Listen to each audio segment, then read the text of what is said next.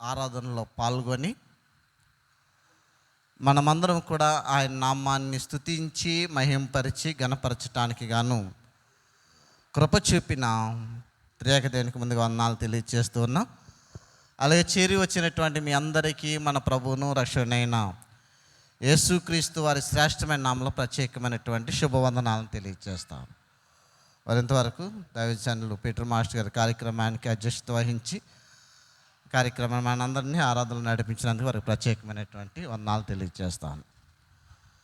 గడిచిన రాత్రి కాలంలో పోలపల్లిలోని సెయింట్ జాన్స్ లూథరన్ దేవాలయం నందు పాస్టర్ గారు సిలువ జాన కూడికలకి వెళ్ళి వస్తున్నటువంటి తరుణంలో ఒక చిన్న యాక్సిడెంట్. మోటార్ సైకిల్ వారు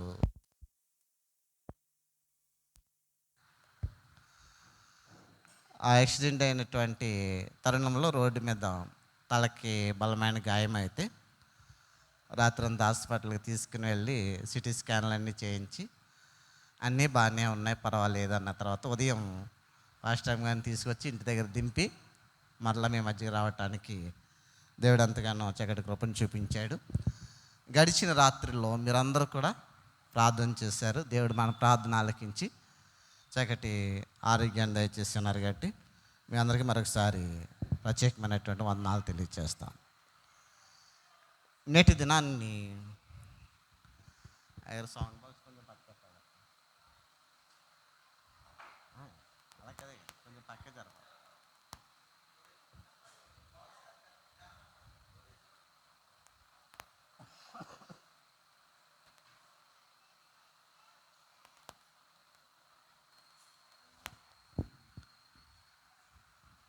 చదువుబడినటువంటి లేఖన భాగాలని కనుక మనము ఆలోచన చేసినట్లయితే స్వార్థ పాఠ్య భాగంలో శోధింపబడినటువంటి క్రీస్తు ఆ శోధనలను జయించిన పిమ్మట దేవదూతలు ఆయనకు పరిచర్య చేసేది అనేటువంటి మాటని చూస్తాం. పత్రిక పాఠ్యభాగంలో శ్రమను సహించినటువంటి పౌలు ఆ శ్రమలను సహితము ఆయన కూడా జయించినటువంటి వాడు. అందుకే పౌలు గారు అంటాడు కదా, నేను క్రీస్తుని పోలి నడుచుకున్న ప్రకారము మీరును నన్ను పోలి నడుచుకున్నాడు. అంటే యేసుక్రీస్తు వారికి ఈ యొక్క శ్రమలు లేకుంటే శోధనలు ఎప్పుడు ప్రారంభమయ్యాయి? గడిచిన ఆదివారంలో మనము శ్రేష్టమైనటువంటి ప్రేమను గురించి ధ్యానించాం. అంటే ప్రతి విశ్వాసికి ఏముండాలి అని అంటే విశ్వాసము, నిరీక్షణ, ప్రేమ. ఈ మూడిట్లో శ్రేష్టమైనది ప్రేమయ్య అని పౌలు భక్తుడు తెలియపరిచాడు. మరి శ్రేష్టమైనది ప్రేమయ్యే అని తెలియపరచటానికి గల కారణం ఏంటి? అపోస్తలుడైన పౌలు కొరింథీ పట్టణంలో 18 నెలల పాటు అక్కడే నివాసం ఉండి మొదటిగా యూదులకి సువార్త ప్రకటిస్తే వారు త్రోసివేశారు. అప్పుడు అన్యజనులకి సువార్తను ప్రకటించి సంఘాన్ని నిర్మించి ఆ సంఘములో మీరందరూ ఎలాగుని క్రీస్తుని కలిగి ఉండాలో చెప్పి ఎఫెసు సంఘానికి వెళ్ళి అక్కడ సువార్త పరిచర్య చేస్తూ ఉంటే ఈ లోపంలో సంఘములోని పరిస్థితులను గురించి క్లోయో ఇంటి వారి వలన పౌలు గారికి తెలిసినప్పుడు సంఘ పరిచర్య ఎలా ఉంది అని అంటే ఎవరు ఇష్టారీతిగా వారు నివసిస్తూ ఇష్టారీతిగా ఆరాధిస్తూ ఉన్నటువంటి తరుణంలో అప్పుడు సహోదర ప్రేమ అనేటువంటిది కొరవబడింది. కనుక ఆ ప్రేమ యొక్క విశిష్టత ఏంటి అనేటువంటిది తెలియచేస్తే లేఖ రాసినటువంటి రీతిని చూస్తాం. ప్రతి వారు కూడా వాక్యం వినాలి. వినటం వల్ల ఏమొస్తుందండి? విశ్వాసం వస్తుంది. అయితే వినుట ఏ మాట అయి ఉండాలి అని అంటే క్రీస్తుని గూర్చిన మాట అయి ఉండాలి. మరి క్రీస్తుని గూర్చిన మాట అయి ఉంటేనే విశ్వాసులం అని అన్నప్పుడు క్రీస్తు చెప్పినటువంటి మాటని అందరూ అంగీకరిస్తున్నారు. క్రీస్తు వారే స్వయంగా తన శిష్యులతో మాట్లాడుతూ వారందరినీ ప్రత్యేకించారు. జనాల్లో ఉన్న వారిని అందరినీ కూడా, శిష్యులందరినీ ప్రత్యేకపరిచి, ఇదిగో మనం యెరూషలేమునకు వెళ్ళుచున్నాం. వెళ్ళినటువంటి తరుణంలో అక్కడ ఏమి సంభవించబోతుంది, ఎట్టి మరణాన్ని ఆయన పొందబోతున్నాడు అనేటువంటి సంగతిని తెలియపరిచినప్పుడు ఆయన శిష్యులలో ఏ ఒక్కరు కూడా దాన్ని గ్రహింపలేదు అనేటువంటి మాటని మనం జ్ఞాపకం చేసుకున్నాం. అయితే ఈ శిలువ మరణాన్ని గురించి యేసుక్రీస్తు వారు ఎన్ని పర్యాయాలు తెలియపరిచారండి? యేసుక్రీస్తు వారు ఇదిగో మనం యెరూషలేమునకు వెళ్ళుచున్నాం అనేటువంటి, అక్కడ మనిషి కుమారుడు అన్ని జనుల చేతికి అప్పగించబడతారు, వారు సిలువ వేసి చంపేస్తారు, మనిషి కుమారుడు తిరిగి మూడో దినాన్ని తిరిగి లేచుట అగత్యము అనేటువంటి మాటని ముమ్మారు ఆయన ప్రకటించారు. ఎన్నిసార్లు అండి? ముమ్మారు ప్రకటించినటువంటి రీతిని చూస్తున్నాం. మత్తయి సువార్త 16వ అధ్యాయం, మత్తయి సువార్త 16వ అధ్యాయంలో 21వ వచనంలో చూసినప్పుడు, అమ్మా, అప్పటి నుండి తాను యెరూషలేములోనికి వెళ్ళి పెద్దల చేతను, ప్రధాన యాజకుల చేతను, శాస్త్రుల చేతను అనేక హింసలు పొంది చంపబడి మూడవ దినమున లేచుట అగత్యమని యేసు తన శిష్యులకు చెప్పాను. ఒకటండి, ఎక్కడ చెప్పారండి? ఫిలిప్పుదైన కైసరయ ప్రాంతంలో ఆయన తన శిష్యులు ఇద్దరు చొప్పున, మీరు వెళ్ళి సమస్త జనులకు సువార్తను ప్రకటించండి, ఆ స్వస్థత కార్యాలు చేయండి, దెయ్యాలను వెళ్ళగొట్టండి, చనిపోయిన వారిని లేవనెత్తండి అని అధికారం ఇచ్చి పంపినటువంటి సమయంలో వారు వెళ్ళారు, వచ్చారు. యేసు చెంత కూర్చున్నప్పుడు మనుష్య కుమారుని గూర్చి జనులు ఏమనుకుంటున్నారు అని అడిగినప్పుడు, కొందరు ఏలియా అని, కొందరు బాప్తిసం ఇచ్చి యోహాను అని, ప్రవక్తల్లో ఒకడని అనుకుంటున్నారు ప్రభు అని అన్నప్పుడు, మీరైతే ఏమనుకుంటున్నారు? నీవు సజీవుడగు క్రీస్తువని, దేవుని కుమారుడు అని మేము తెలియపరుస్తాం. పేతురు మాట్లాడినటువంటి సందర్భాన్ని మనం చూస్తాం. ఆ సందర్భంలోనే యేసుక్రీస్తు వారు ఇప్పుడు మనము యెరూషలేమునకు వెళ్ళనై ఉన్నాము. వెళితే ఏం సంభవిస్తుంది? మరణము సంభవిస్తుంది.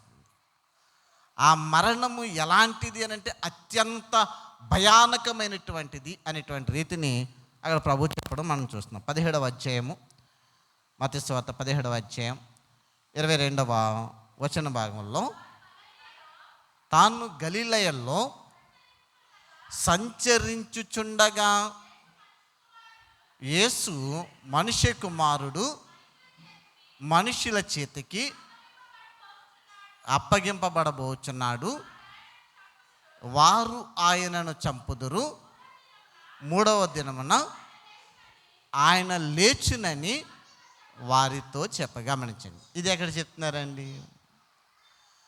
యేసుక్రీస్తు వారు రూపాంతరం చెందిన తరువాత గలిలయ ప్రాంతానికి వచ్చి అక్కడ మరొకమారు శిష్యులతో మాట్లాడుతున్నారు.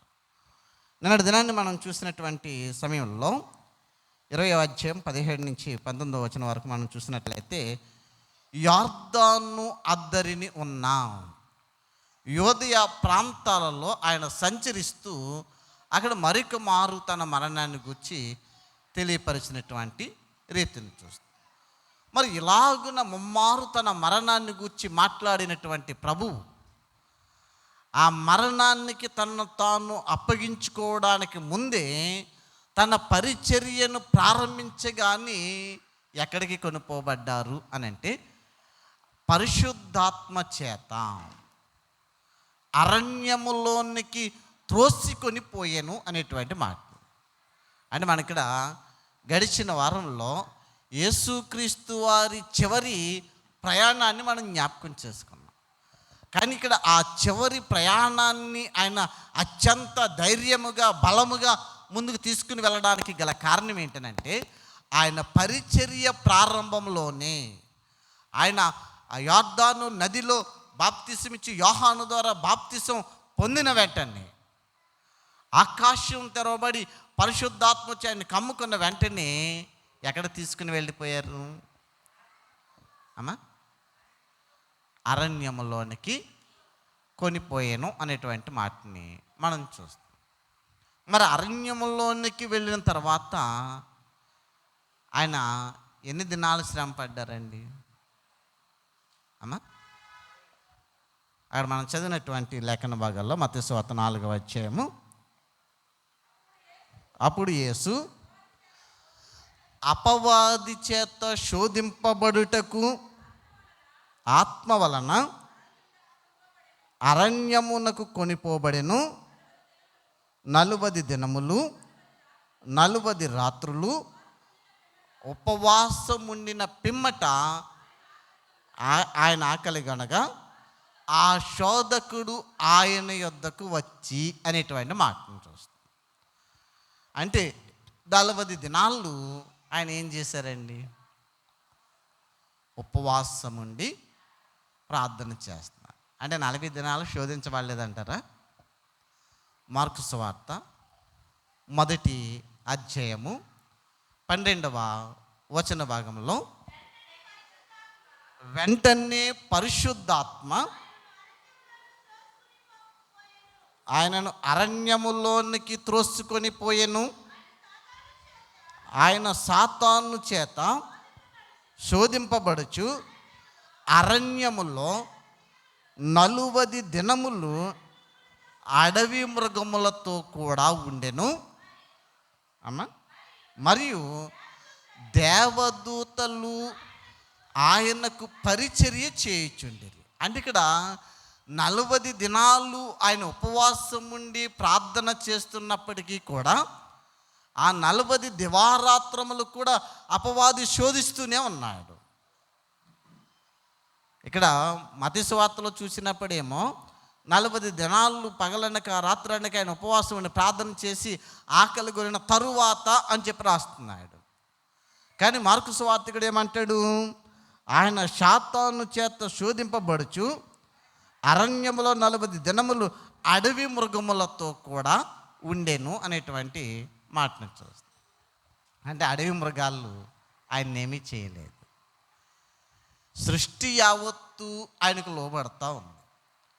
సృష్టిలో ఉన్న సమస్తము ఆయనకు లోబడుతుంది. కానీ ఆయన స్వరూపములో ఆయన పోలిక చొప్పున చేయబడినటువంటి మానవులు మాత్రము ఆయనను తృణీకరిస్తూ ఉన్నారు అనేటువంటి మాటని మనం చూస్తున్నాం. లూకా సువార్త 4వ అధ్యాయంలో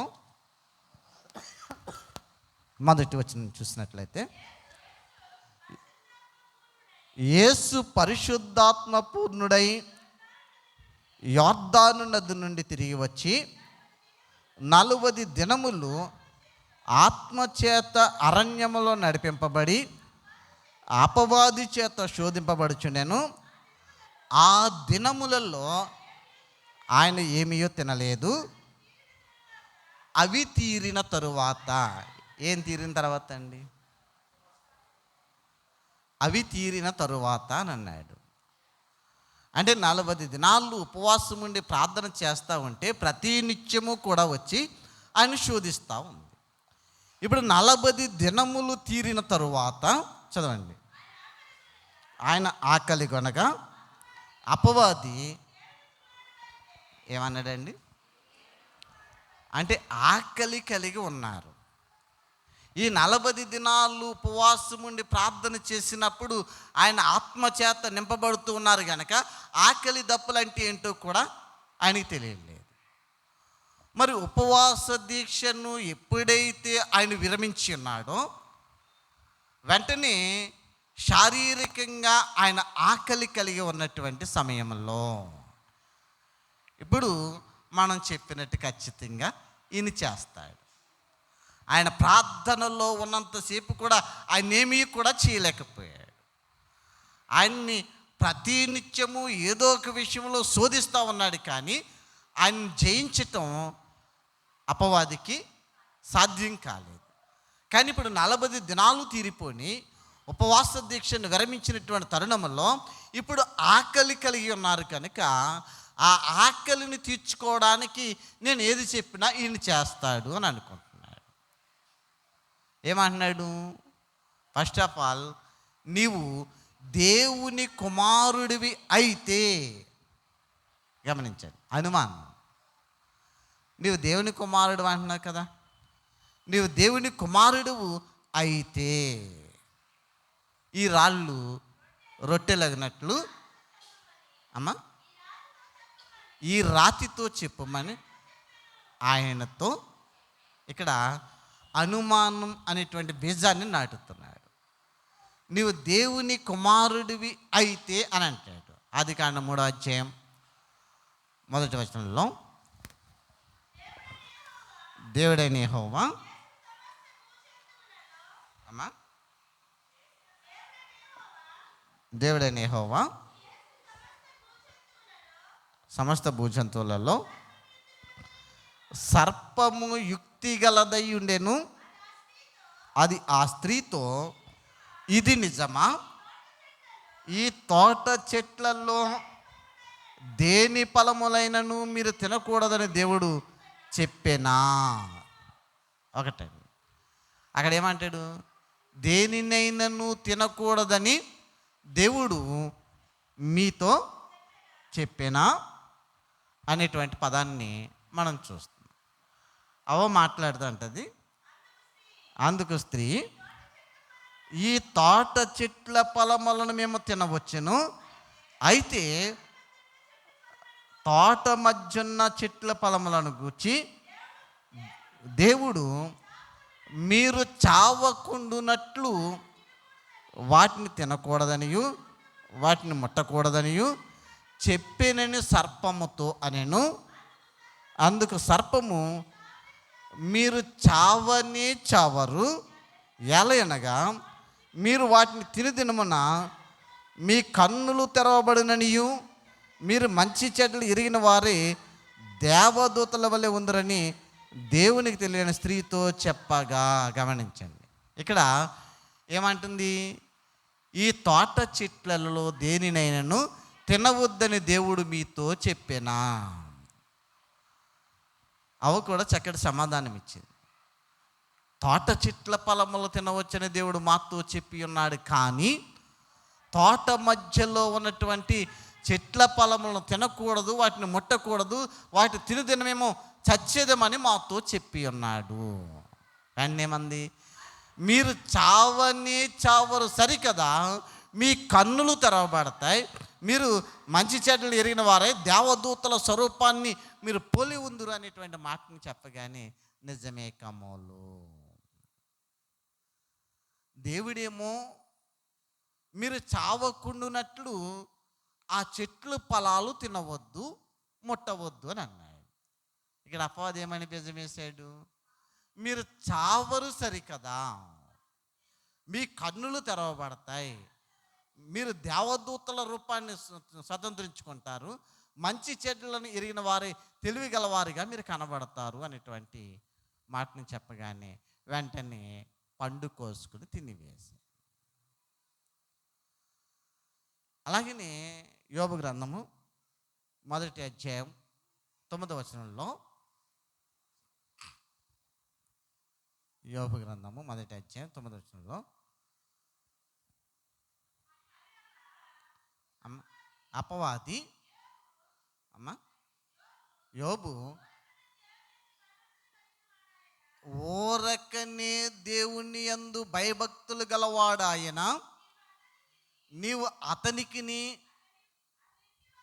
అతని ఇంటి వారికిని అతను కలిగిన సమస్తమును నీవు కంచె వేసేతివి కదా, నీవు అతని చేతి పనిని దీవించుట చేత అతను ఆస్తి దేశంలో బహుగా విస్తరించున్నది. ఇక్కడ దేవదూతలు దేవుని ఎదుట నిలిచి దినం ఒకటి తటస్థించగా అనేటువంటి మాటను ఆ దేవదూతలు ఎప్పుడైతే దేవుని ముందు ఆ ప్రత్యక్షం కావడానికి సమయం అనుగ్రహించబడిందో ఆ సమయాన్ని అపవాది కూడా అక్కడికి వెళుతున్నాడు. వెళ్ళినటువంటి సమయంలో దేవుడు చూచాడు, నువ్వు ఎక్కడి నుండి వచ్చితివి అని అనగానే, నేను భూమి మీద అటు ఇటు తిరుగులాడుచు నీ వద్దకు వచ్చాను అని అన్నప్పుడు, అయ్యా లోకమంతా నాది అని నువ్వు అనుకుంటున్నావు, కానీ అందులో యోబుని నీవు చూడలేదా? అతడు యథార్థవర్తనుడు, న్యాయవంతుడు, దేవుని ఎడల భయభక్తులు గలవాడు అనేటువంటి మాటను చెప్పినప్పుడు అది యోబేమన్నా ఊరికి నేను ఎడల భయం కలిగి ఉన్నాడా? నువ్వు అతని చుట్టూ, అతని ఇంటి చుట్టూ, అతని సమస్తానికి కలిగిన దానంతటి చుట్టూ నీ కంచెను వేసి ఉన్నావు కాబట్టి నీకు అనునిత్యము భయభక్తులు కలిగి ఉన్నాడు, దహన బలులు అర్పిస్తూ ఉన్నాడు అని చెప్పి మాట్లాడుతున్నాడు. ఆ కంచెను తీసివేసిన ఎడలా అతడు నిన్ను దూషిస్తాడు అనేటువంటి మాటని చూస్తాడు. అంటే అపవాది అనునిత్యము దేవుని భక్తులని శోధించటమే వాని యొక్క లక్ష్యం. మరి యేసుక్రీస్తు వారు బాప్తిసం పొందనంత వరకు కూడా ఆయన చెంతకి వెళ్ళలేదు. ఎప్పుడైతే ఆయన బాప్తిసం పొందారో, ఎప్పుడైతే ఆయన పరిశుద్ధాత్మ చేత నింపబడి ఉన్నారో, వెంటనే ఆ ఎదుర్కొనబోయేటువంటి పరీక్షలో నిలబడాలి. ఆయన విమోచన కార్యాన్ని జరిగించటానికి ఈ లోకానికి వచ్చి ఉన్నారు. మరి విమోచన కార్యము అత్యంత భయానకమైనటువంటిది, అది క్రూరమైనటువంటిది. అందుకే ఆ 40 దినములు అడవి మృగముల మధ్యన ఆయన ఉండెను అని అంటాడు. మానవులు కూడా మానవులం అని పేరుంది, కానీ మన హృదయ పరిస్థితిని చూసినప్పుడు అడవి మృగాల కంటే భయానకమైనటువంటి స్థితి కలిగి ఉన్నాం. అడవి మృగముల మధ్యన 40 దివారాత్రములు ఆయన ఉపవాసం ఉండి ప్రార్థించినప్పుడు ఏ ఒక్క క్రూర మృగం కూడా ఆయన చెంతకు వచ్చి ఆయనకి హాని తలపెట్టలేదు. అపవాది మాత్రం మాటికి వచ్చి అక్కడ ఆయన్ని శోధించి ఉన్నాడు, కానీ ఏ ఒక్క దినమైనా ఆయనని జయించి ఉండలేదు. అది చివరిగా ఇక ఆ 40 దినములు తీరిన తరువాత ఎప్పుడైతే ఆకలి కలిగి ఉన్నారో, ఆ ఆకలి కలిగినటువంటి సమయంలో వెంటనే ఇప్పుడు ఆ ఆకలిని తీర్చుకోవడానికి నేనేం చెప్పినా ఈయన చేస్తాడు. అందుకే శరీరాశ, నేత్రాశ, జీవపడమ్మము అనేటువంటివి ఈ అపవాది తంత్రాలు. అక్కడ అవ్వకి ఏం చూపించింది? మీరు చావరు సరికదా, మీరు దేవదూతల రూపాన్ని ధరించుకుంటారు అనేటువంటి ఆశని కల్పించింది. వెంటనే ఆ పండుకొని ఆ కోసుకొని తినడం, తనతో పాటు తన యజమానుడైనటువంటి ఆదాముకి ఇవ్వటం, ఇద్దరు కన్నుల నుండి పొరలో వంటివి రాలటం జరిగింది. జరగగానే ఏమైపోయింది? అంతవరకు వారు మహిమ వస్త్రాన్ని కలిగి ఉన్నారు, ఆత్మీయ నేత్రాలను కలిగి ఉన్నారు. ఎప్పుడైతే ఆత్మీయ నేత్రాలని కోల్పోయారో మేము దిగంబరులం అని అన్నారు. దేవుడు ఏదేను వనములోనికి వచ్చినప్పుడు ఆదామా అని పిలవగానే వారు ఇరువురు కూడా వడివడిగా పరిగెత్తుకుంటూ వచ్చి ఆయన వడిలో ఆడుకున్నటువంటి వారు ఇప్పుడు దేవుని స్వరం వినగానే ఏమైపోయారు? చెట్టు చాటున దాగుకొంటిరి. వారిలోనికి భయం ప్రవేశించింది, వారికి సిగ్గు కలిగెను అనేటువంటి మాటను చూస్తున్నాం. కానీ ఇప్పుడు యేసుక్రీస్తు వారు కూడా అలాగనే ఆదాము అవ్వల వలె లోబడతారేమో అనే రీతిగా ఏం చేస్తున్నారంటే, నీవు దేవుని కుమారుడవు అయితే అనేటువంటి పదాన్ని ఉపయోగిస్తున్నాడు. మరి దేవుని కుమారుడు అని నువ్వు నా ఎదుట నిరూపించుకోవాలి అన్న రీతిగా మాట్లాడుతున్నటువంటి సమయంలో ప్రభు అంటాడు కదా, అందుకైన మనుష్యుడు రొట్టె వలన మాత్రము కాదు, కానీ దేవుని నోట నుండి వచ్చు ప్రతి మాట వలనను జీవించును అని వ్రాయబడి ఉన్నదని అపవాదికి బదులిచ్చినటువంటి రీతి. అంటే ఇక్కడ అపవాది యేసుక్రీస్తుని దేనితో శోధిస్తున్నాడు అని అంటే వాక్యము ద్వారానే శోధిస్తున్నాడు. అపవాదికి వాక్యం తెలుసా కనుక వాక్యానుసారంగా అక్కడ ప్రభువుని శోధిస్తున్నటువంటి సమయంలో ప్రభు కూడా ఏమంటున్నాడంటే వాక్యముతోనే బదులిస్తున్నారు. ముళ్ళుని ముళ్ళుతోనే తీయాలి అని అంటారు కదా. అతడు వాక్యం ద్వారా ప్రశ్నించి ఉన్నాడు కనుక ప్రభు కూడా ఏం చేస్తున్నారంటే వాక్యము ద్వారానే బదులిస్తూ మనుష్యుడు రొట్టె వలన మాత్రము కాదు కానీ దేవుని నోట నుండి వచ్చు ప్రతి మాట వలన జీవించాలని రాయబడి ఉన్నదాన్ని. అంతటా అపవాది పరిశుద్ధ పట్టణమునకు ఆయన తీసుకొని పోయి దేవాలయ శిఖరమును ఆయన నిలువబెట్టి నీవు దేవుని కుమారుడు అయితే, మరొకసారి మాట్లాడుతున్నాడు, నీవు దేవుని కుమారుడు అయితే అనేటువంటి మాటను చూపించి ఆయన నిన్ను గూర్చి తనకు పైకి కిందకి దుముకుము, ఆయన నిన్ను గూర్చి తన దూతలకు ఆజ్ఞాపించను, నీ పాదం ఎప్పుడైనా రాతికి తగలకుండా వారు నిన్ను చేతులతో ఎత్తుకుందరు అని రాయబడి ఉన్నదని ఆయనతో చెప్పాను అనేటువంటి మాటను చూస్తాం. అంటే కీర్తనాకారుడు రాసినటువంటి కీర్తనల గ్రంథంలోని వాక్యాన్ని అపవాది ఎత్తి చూపిస్తున్నటువంటి రీతిని చూస్తున్నాం. ప్రభు అయిన యేసుక్రీస్తు వారు సెలవిస్తూ ప్రభు అయిన నీ దేవుని శోధింపవలదని మరి ఒక చోట వ్రాయబడి ఉన్నదని చెప్పాను అనేటువంటి మాటను చూస్తాం. మరి ఇక్కడ మనం చూస్తున్నటువంటి సమయంలో అంటే వినుట వలన విశ్వాసం కలుగుతుంది. ఆ విశ్వాసం ఏమై ఉండాలి అని అంటే క్రీస్తుని గూర్చిన మాట అయి ఉండాలి అనేటువంటి మాటను చూస్తాం. మరి యేసుక్రీస్తు వారిని గూర్చి వినిన వెంటనే మనలో ఏం కలుగుతుంది అని అంటే విశ్వాసం కలుగుతుంది, నమ్మిక కలుగుతుంది. ఈయన దేవుని కుమారుడు, నా కొరకు ఈ లోకానికి వచ్చి ఆయన సిలువలో తన ప్రాణాన్ని పెట్టి ఉన్నాడు అనేటువంటి సంగతి నీవు వినిన వెంటనే ఏం చేస్తున్నావు అని అంటే నమ్మి బాప్తిసం పొందుతున్నావు. అడిక పాప కార్యాలని విడిచిపెట్టి ఆత్మానుసారంగా దేవునికి ఇష్టలుగా జీవించడానికి తీర్మానం చేసుకుని మనం ఎప్పుడైతే బాప్తిసం తీసుకుంటున్నామో అప్పుడే మనకి శ్రమలు ప్రారంభమవుతాయి. అంతవరకు మనం లోకంలో ఉన్నాం. లోకంలో ఉన్నంత వరకు అపవాదికి మనతో పని లేదు. నా కుమారుడే, నా కుమార్తె అని అనుకుంటాడు. కానీ ఎప్పుడైతే లోక ఆశలను విడిచి దేవుని వైపు నీవు అడుగులు వేయటం ప్రారంభిస్తావో, దేవుని కొరకు జీవించాలి అని తీర్మానం చేసుకుంటావో, అప్పుడు నీకేం ప్రారంభమవుతుందనంటే శ్రమ ప్రారంభమవుతుంది. మరి ఆ శ్రమను చూచి నువ్వు విశ్వాసములో నుంచి తొలగిపోకూడదు. ఇక్కడ దేవుని భక్తులను అనేక మార్లు శోధించాడు. ఇక్కడ యోబుని ఏ రీతిగా శోధించాడో మనం చూచాం. ఆదాము అవ్వలని ఏ రీతిగా వారిని పాపంలోనికి పడవేసి ఉన్నాడో మనం చూచాం.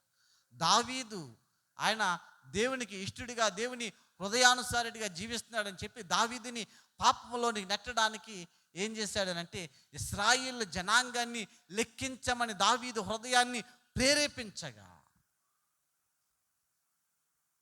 అక్కడ అంటారు, అయ్యా ఇది దేవుని చిత్తము కాదేమో అని అన్నప్పుడు కూడా రాజు కదా, హృదయం అంతా కూడా అపవాది ప్రేరేపిస్తున్నారు, జనాలను లెక్కించి ఎంతమంది ఉన్నారు లెక్కించి అని చెప్పి అన్నప్పుడు దేవుని సెలవు లేకుండా దావీదు ఇశ్రాయేలు జనాంగాన్ని లెక్కించడం ద్వారా అనేకమైనటువంటి శ్రమలకి దావీదు లోనయ్యాడు. అదే రీతిగా దేవుని కుమారుడిగా, దావీదు కుమారుడిగా ఈ లోకానికి వచ్చినటువంటి యేసుక్రీస్తు వారిని కూడా శోధనకి గురి చేసినటువంటి సమయంలో అపవాది వాక్యం ఎరిగిన వాడు కనుక వాక్యము ద్వారా ప్రభువుని శోధిస్తున్నటువంటి సమయంలో ప్రభు కూడా వాక్యముతోనే బదులిచ్చి ఉన్నారు. కనుక మనం వాక్యాన్ని పరిపూర్ణంగా ఎరిగిన వారమై ఉండాలి. మొట్టమొదటిగా బాప్తిసం పొందేశాం అని అంటే సరిపోదు. బాప్తిస అనుభవంలోనికి వచ్చిన తర్వాత వాక్యాన్ని గట్టిగా పట్టుకోవాలి. శోధనలు వస్తాయి, శ్రమలు వస్తాయి. ఆ శ్రమ నుంచి ఎలాగూ తప్పించబడాలో ప్రభువైన యేసుక్రీస్తు వారి ఒక మాదిరి. ఆయన మనకి ఒక మాదిరి నుంచి ఉన్నారు. అయ్యలారా, మీరు నమ్మి బాప్తిసం పొందినప్పుడు రక్షణలోనికి ప్రవేశించగానే అపవాది అనేటువంటి వాడు శోధించబడతాడు. శోధనకి మన గురి చేస్తాడు. ఆ శోధనని తట్టుకుని మనం నిలబడగలగాలి. అంటే ఏం చేయాలని అంటే ఉపవాసంతో ప్రార్థన చేయాలి. ఉపవాసంతో ప్రార్థన చేస్తే, ఉపవాసంతో ప్రార్థన చేసిన దినాల్లో ఆకలి దప్పులు తెలియవండి. మన ముఖాలు తేజస్సుతో ప్రజ్వరిల్లుతూ ఉంటే ఆత్మానుసారంగా బలవంతులు అవుతాం, కానీ బలహీనులం కాము. ఆయన ఎప్పుడు ఆకలిగా ఉన్నారు అని అంటే ఉపవాస దీక్షను విరమించిన తర్వాత 40 దివారాత్రాలు ఉపవాసం ఉండి ప్రార్థన చేసినంత వరకు ఆయనకు ఆకలి అనేటువంటిది లేదు. ఏమీయూ తినలేదు అనేటువంటి మాటని మనం చూస్తాం. ఆ దినములు తీరిన తరువాత అనేటువంటి మాటను చూస్తాం. ఆ దినములు తీరిన తర్వాత ఆకలి కలిగి ఉన్నారు కనుక ఈ ఆకలి సమయంలో మనం బాగా ఆకలి కలిగి వస్తున్నాం అనుకోండి, ఏ చెట్టునో పండు కనపడగానే వెంటనే అపవాది మన పక్కనే ఉంటాడు. ఆకలి అవుతుంది కదా, ఆ పండు కోసుకుని తిను అని అంటాడు. కానీ మనలో ఉంచబడిన ఆత్మ ఏం చేస్తుంది అని అంటే అది తప్పు. వెంటనే మనకి తెలియచేస్తూ ఉంటుంది, కానీ ఎవరు చూడట్లేదు కదా, ఎవరు రావట్లేదు కదా, కోసుకుని తింటే తప్పేంటి అని అనగానే అటు ఇటు చూసి వెంటనే కోసేస్తాం. ఎక్కడ లోబడిపోయాం అంటే అపవాది మాటకి మనం విలువిచ్చాం, కానీ మనలో ఉంచబడినటువంటి ఆత్మ మనల్ని పురుకొల్పుతుంది. వద్దు వద్దు అన్నప్పటికీ కూడా ఆ మాటని మనం పట్టించుకోవట్లేదు. అంటే ఆకలిలో ఎక్కడికి ప్రవేశించామనంటే దొంగతనం చేయడానికి మనల్ని పురుకొల్పింది. మరి దేవుడిచ్చినటువంటి ఆజ్ఞలలో నువ్వు దొంగిలింపకూడదు. నా ప్రభువు ఉన్నాడు, నా సమస్తాన్ని తీర్చేటువంటి నా ప్రభువు నాకున్నాడు. ఈ ఆకలిని తీర్చడానికి అలనాడు ఆకలి దప్పులతో ఉన్నటువంటి భక్తుడైనటువంటి ఏలియాని పోషించడానికి ఆయన కాకులకి ఆజ్ఞాపించలేదండి. కాకులు ఎలాంటివనంటే పిల్లల చేతుల్లో ఉన్నటువంటి రొట్టె ముక్కలను సైతం ఎత్తుకుని పోయేటువంటి స్వభావం వాటి. కానీ అవి క్రమము తప్పకుండా ఉదయమున సాయంకాలమున కెరీతు వాగు దగ్గర ఉన్నటువంటి ఏలియా దగ్గర తీసుకుని వెళ్ళి రొట్టెను మాంసాన్ని అందించినటువంటి రీతిని చూస్తాం. కనుక దేవుడు ఏర్పరుచుకున్న వారిని దేవుడు అన్నడు కూడా విడిచిపెట్టాడు. మరి అలాంటి తరుణంలో దేవుని మాటకి విలువివ్వకుండా ఆకలి కలిగిందని ఆకలి సమయంలో దొంగతనం చేశాము అని అంటే కనుక మనం అపవాది ఉరిలో పడిపోయినటువంటి వారమే. అది ఇక్కడ ఏమంటాడనంటే విశ్వాసం ద్వారా మీరు బలవంతులు కావాలి. ఆ బలవంతులు కావాల్సినటువంటి సమయంలో అనేకమైనటువంటి శ్రమలు వస్తాయి. ఆ శ్రమలు ఎలా ఉంటున్నాయి అనేటువంటి మాటని పౌలు భక్తుడు తెలియజేస్తా అంటాడు కదా.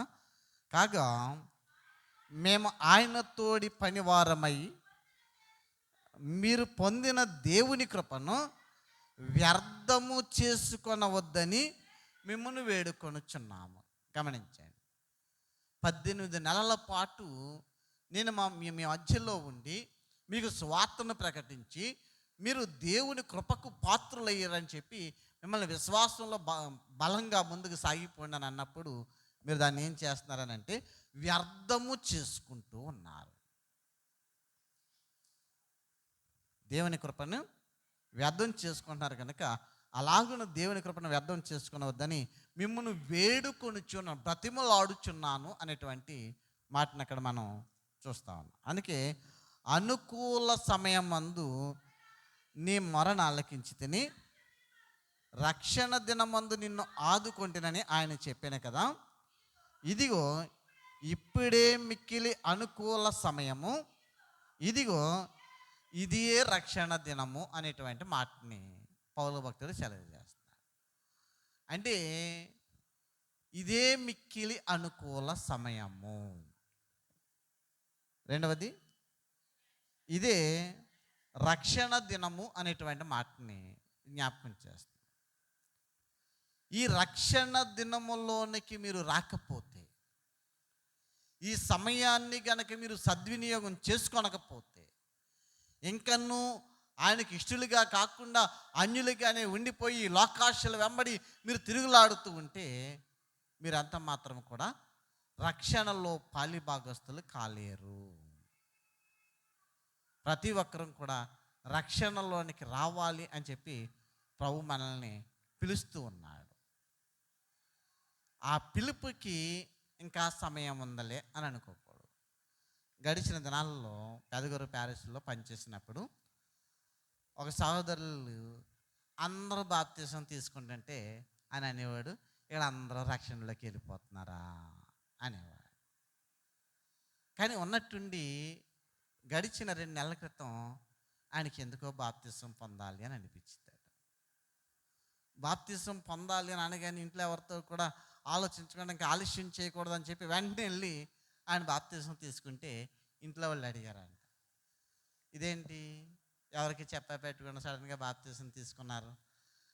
చెప్తే ఈస్టర్కి ముందు బాప్తీసాలు ఇస్తారు కదా, అప్పుడు తీసుకుందాం కదా అని అంటే, ఏమో ఈ లోపల నేను చచ్చిపోతే నా పరిస్థితి ఏంటి అంటే ఆయనలో కలిగినటువంటి మార్పు. ఇంతకు ముందేమో బాప్తీసం తీసుకున్న వారిని చూచి వీళ్ళందరూ రక్షణలోనికి వెళ్ళిపోతున్నారా, వీళ్ళందరూ రక్షించబడిపోయారా అని చెప్పి హేళన చేసినటువంటి వ్యక్తికి ఆ హృదయంలో ప్రేరణ వచ్చి, నేను బాప్తీసం పొందుకోవాలి, ఒకవేళ సమయం ఆలస్యమైతే ఈ లోపల నేను చచ్చిపోతే నా పరిస్థితి ఏంటి, నేను ఎక్కడికి వెళతాను అనేటువంటి రీతిగా ఒక్కసారిగా అతనిలో తెలియని ఆలోచన వచ్చి ఇంకెవరితో కూడా సంప్రదించకుండా వెంటనే పాస్టర్ గారిని పిలుచుకుని వెళ్ళి బాప్తీసం పొందారు. వారికి ఎదురుగుండానే కాలువ ఉంటుంది, కాలువలోనే బాప్తీసాలు వారికి. ఆ బాప్తీసం తీసుకుంటాకి వెళ్ళేటువంటి సమయంలో సంఘం అంతా కూడా చర్చిలోకి వచ్చి చర్చి నుంచి పాటలు పాడుకుంటూ కాలువ దగ్గర తీసుకుని వెళ్ళి అక్కడ బాప్తీసం పొందుకుని మరలా దేవాలయంలోకి తీసుకుని వెళ్తాం. కానీ అంత సమయం కూడా నాకు లేదేమో, అంత సమయం కూడా నాకు లేదేమో. ఆ హృదయంలో ప్రేరణ వచ్చిన వెంటనే ఇంకా ఆలస్యం చేయకుండా తన ఇంటి నుండి బట్టలు తీసుకుని బయలుదేరి పాస్టర్ గారి దగ్గరికి వచ్చి కాళ్ళ దగ్గర తీసుకుని వెళ్ళిపోయి బాప్తీసం తీసుకున్నారు. ఆ సంగతి విన్నప్పుడు చాలా సంతోషం అనిపించింది. ఒకప్పుడు హేళన చేశారు కదా, ఇచ్చేవారిని తీసుకున్న వారిని కూడా ఆయన హేళన చేసిన వాడు కదా, ఇప్పుడు మారు మనసు అనుభవంలోనికి వచ్చాడు, సంతోషం అన్నాను. కనుక ఇక్కడ ఆ మారు మనసు అనుభవంలోనికి వచ్చిన తర్వాత పరిస్థితులు ఎలా ఉంటున్నాయి అంటే, 4వ వచనంలో, శ్రమల యందును ఇబ్బందుల యందును ఇరుకుల యందును దెబ్బల యందును చెరసాలలోను అల్లర్లలోను ప్రయాసములలోను జాగారములలోను ఉపవాసములలోను మిగుల ఓర్పు గలవారమై అనేటువంటి మాట. అంటే విశ్వాసులు అయిపోయాం, మనం రక్షణలోకి వచ్చేసాం, మనకి ఇంకొదివి ఏమీ లేదు అని అనుకోకూడదు. ప్రతి విశ్వాసి కూడా శ్రమలలో నలగొట్టబడాలి.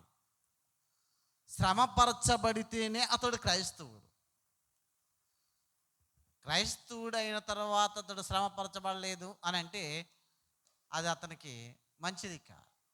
ప్రతి విశ్వాసి కూడా ఖచ్చితంగా శ్రమపరచబడాలి, ఆ శ్రమల్లో నిలదొక్కుకోవాలి. ఆ శ్రమల్లోంచి నువ్వు జయించగలిగితే నువ్వు ఎలా ఉంటావనంటే, అగ్నిలో పుటము వేయబడినటువంటి బంగారాన్ని పైకి తీసినప్పుడు ఎంత మేలిమి బంగారం బయటకు వస్తుందో, ఆ శ్రమల్లోంచి క్రైస్తవుడు స్వచ్ఛమైన బంగారం వల్లే బయటకు రావాలి. అందుకే ఇక్కడ ఏమంటాడు, శ్రమల యందును మొట్టమొదటిగా. రెండవది, ఇబ్బందుల యందును, మనుషులు కలిగించేటువంటి ఇబ్బందుల్లో, ఆకలి దప్పులతో అలమటించుకోవాల్సినటువంటి పరిస్థితులు, ఇరుకుల యందును దెబ్బల యందును మనుషులు రాళ్లతో కొట్టారు, కొరడాలతో కొట్టారు. యూదుల ఆచారం ప్రకారం 5 మార్లు ఒకటి తక్కువ 40 దెబ్బలు తింటిని అనేటువంటి మాట. అంటే యూదుల ఆచారం ఏంటనంటే, ఒక మనిషికి కొరడా శిక్షణ విధించాలి అనంటే 40 దెబ్బలు కొట్టాలి. ఆ కొరడ దెబ్బలు కొట్టేవాడు ఖచ్చితంగా లెక్క పెట్టుకోవాలి. ఎందుకంటే దెబ్బలు తింటున్నవాడు కూడా లెక్క పెట్టుకుంటాడు. 40 కంటే ఒకటి ఎక్కువ కొడితే ఆ కొట్టిన వాడు మరణశిక్షకి పాత్రుడు. కనుక ఒకవేళ పొరపాటున మరిచిపోయామేమో అని చెప్పి ఆ 30 దెబ్బలు కొట్టి ఆపేస్తారు. అందుకే 1 తక్కువ 40 దెబ్బలు అనేటువంటి మాటను చూస్తాం. 39 మాత్రమే కొడతారు. ఏమో లెక్కల్లోకి ఎలా పొరపాటున వెటెక్కి వెళ్ళామేమో. ఆ దెబ్బలు తిన్నవాడు లెక్క పెట్టుకున్నాం, అయ్యా నాకు 40 దెబ్బలు కొరడా శిక్ష కంటే 41 కొట్టాడు అని అంటే గనక వెంటనే కొట్టిన వాడిని మరణ శిక్షకి లోన్ చేస్తారు. అందుకే 39 దెబ్బలు కొట్టడం అక్కడ ఆనవాయితీ. దెబ్బల యందును, చెరసాలలోను, అల్లర్లలోను, ప్రయాసములలోను, జాగారములలోను, ఉపవాసములలోను మిగుల ఓర్పు గలవారమైతిమి. పౌలు గారు ప్రయాణం చేసేటువంటి వాడ ముమ్మారు బ్రద్దలైపోయి పగలు రాత్రి కూడా సముద్రములో ఒక చెక్కను ఆధారం చేసుకుని తేలియాడినటువంటి పరిస్థితి. మరి సముద్రంలో పరిస్థితులు ఎలా ఉంటాయి? భయానకమైనటువంటి చేపలు ఉంటాయి, మనుషులను తినివేసేటువంటి చేపలు ఉంటాయి. అంతటి శ్రమలో కూడా ఒక చెక్కని ఆధారం చేసుకుని అతడు పగలనక రాత్రనక ఆ నీటిలో గడిపినటువంటి స్థితిని చూస్తాం. మరి అనేక మార్లు చెరసాలలో వేయబడినటువంటి తరుణంలో కాళ్ళు చేతులకు బండలు వేసి బిగించినటువంటి సమయంలో ఆర్తనాదాలు చేస్తున్నారు ఖైదీలందరూ కూడా. ఆర్తనాదాలు చేస్తూ ఉంటే కానీ పౌలు శీలలు మాత్రం ఏం చేశారు అంటే కీర్తనలు పాడిరి. ఖైదీలందరూనేమో ఆ కాళ్ళు చేతులు లాగుతున్నటువంటి ఆ బాధని తాళలేక ఏడుస్తూ ఉంటే పౌలు శీలలు మాత్రం పాటలు పాడి దేవుణ్ణి స్తుతించినప్పుడు అక్కడ గొప్ప భూకంపము కలిగాను. చెరసాల పునాదులు అదిరి ఆ చెరసాల తలుపులు ఊడిపోయాయి, కాళ్ళు చేతులకు వేయబడినటువంటి బండలు ఊడిపోయాయి, కానీ ఏ ఒక్క ఖైదీ కూడా పారిపోలేదు. ఎందుకనండి? వారందరూ కూడా పరిశుద్ధాత్మ చేత బంధింపబడి ఉన్నారు. అందుకే పౌలు గారు అంటే నువ్వు ఏ హానియు చేసుకొనవద్దు, మేమందరము ఇక్కడనే ఉన్నాము, నువ్వు దీపం వెలిగించి వచ్చి చూడుము అని అనగానే వెన్న చెరసాల అధికారి అక్కడ జరిగిన ఆ మహత్కార్యాన్ని చూచి ఏమన్నాడండి?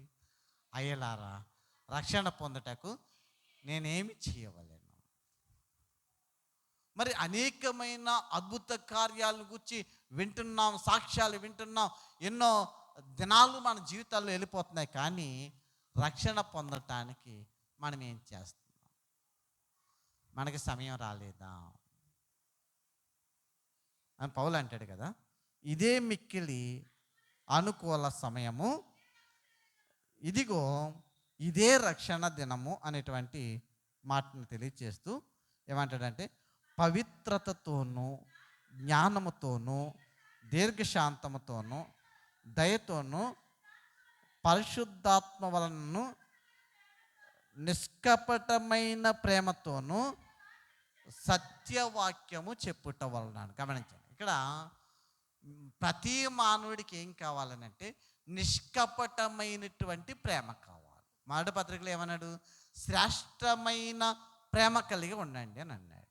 ఇక్కడ ఏం చెప్తాడనంటే రక్షించబడిన ప్రతి విశ్వాసి కూడా ఎలా ఉండాలంటే నిష్కపటమైన ప్రేమతోనూ. మీరు చూపించేటువంటి ప్రేమలో ఎలాంటి కపటం ఉండకూడదు. ఆలోచించండి, ఎలాంటి కపటము లేనిదై సత్యవాక్యమును గుచ్చినటువంటి దేవుని బలం వలన కుడి ఎడల వలన నీతి ఆధారములను కలిగి ఘనతల వలన సుకీర్తి దుష్కీర్తి వలన దేవుని పరిచారకులయ్యండి అన్ని స్థితులలో మమ్మల్ని మేమే మెప్పించుకొనుచున్నాము. గమనించండి, అంటే ఎవరో మనల్ని మెచ్చుకోవాలి, ఎవరో మనల్ని మెచ్చుకోవాలి. అమ్మ నువ్వు చాలా బాగా ప్రార్థన చేస్తున్నారు అని అనగానే అమ్మయ్య సిఆర్ గారు నన్ను మెచ్చుకున్నారు, లేదా పాస్టర్ గారు మెచ్చుకున్నారు అని అనుకుంటాం. కానీ అలాంటి మెప్పులు మనకు అవసరం లేదు. వాక్యం ద్వారా మనము నిష్కపటమైన ప్రేమను చూపిస్తున్నాం, సత్యవాక్యాన్ని కలిగి ఉన్నాం, సత్యవాక్యాన్ని ప్రకటించగలుగుతున్నాం అని చెప్పి మనల్ని మనమే మెప్పుపరుచుకునేటువంటి పరిస్థితులు. మరి స్వార్థ పరిచర్యల్లో శ్రమ ఉంటుంది, వేదన ఉంటుంది, బాధ ఉంటుంది. అలాగని విని విశ్వసించినటువంటి ఆ క్రైస్తవుడికి, ఆ విశ్వాసికి ఎలాంటి శ్రమ ఉండదానంటే ఖచ్చితంగా విశ్వాసి శ్రమపరచబడాలి, శ్రమలలో నలుగగొట్టబడాలి అనేటువంటి మాటను చూస్తాం.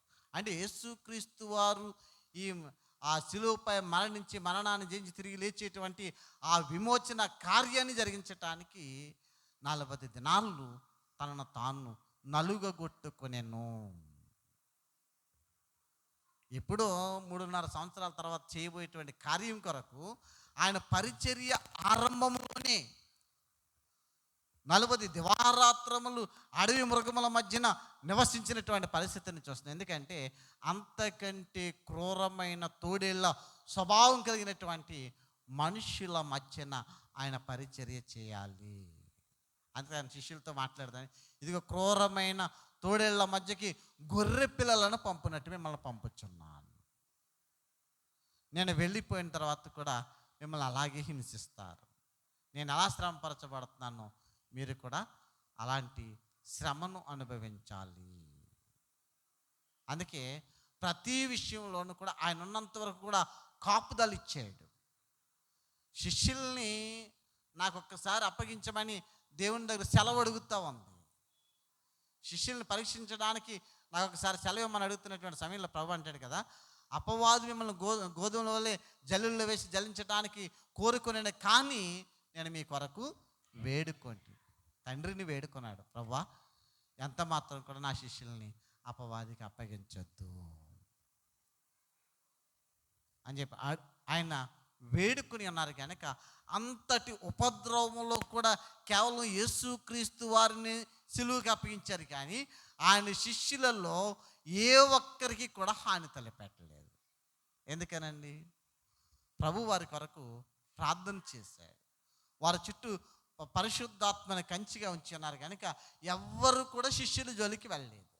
యేసుక్రీస్తు వారు ఉండగా యేసుక్రీస్తు వారు ఒక్కరు మాత్రమే శ్రమపరచబడ్డారు, ఆయన శిలువ మరణానికి అప్పగించబడి ఉన్నారు. ఆ తదుపరి ప్రభు చెప్పిన రీతిగా, ఇదిగో నేను వెళ్ళిపోయిన తరువాత, ఆయన ఉండగా ఏ ఒక్కరు కూడా ఈయన దగ్గరికి రాలేదు, వీరి దగ్గరికి. కానీ ఆయన వెళ్ళిపోయిన తరువాత ఆ పరిచర్యను కొనసాగిస్తున్నటువంటి సమయంలో ప్రభువు ముందుగానే వీరు తెలియపరిచిన రీతిగా వీరు సన్నద్ధులై ప్రభు కొరకు తమ ప్రాణాలని అర్పించేటువంటి వారిగా తీర్చబడినటువంటి రీతిని చూస్తాం. ప్రతి ఒక్కరు కూడా అత్యంత భయానకంగా చంపబడినటువంటి రీతిని మనం జ్ఞాపకం చేసుకుంటున్నాం. మరి ఇంతకాలంగా లెంటి కాలాన్ని ఆచరిస్తున్నాం, లేకుంటే అడ్వెంట్ కాలాలను ఆచరిస్తాం, త్రిత్వ కాలాలను ఆచరిస్తున్నాం, కానీ మనలో రక్షణ ఎంత మాత్రము కూడా కానరావట్లేదు. మనందరి హృదయ పరిస్థితి ఎలా ఉందనంటే క్రూరమైన తోడేళ్లను పోలి ఉంది. ఎదుటి వారికి హాని చేసి హింసించి బాధించేటువంటి ఆ హృదయ స్థితిని కలిగి ఉన్నాం. కనుక అలాంటిది తీసివేసుకొని ప్రతి వారు ఎలా ఉండాలనంటే నిష్కపటమైన ప్రేమ గల వారమై ఉండాలి.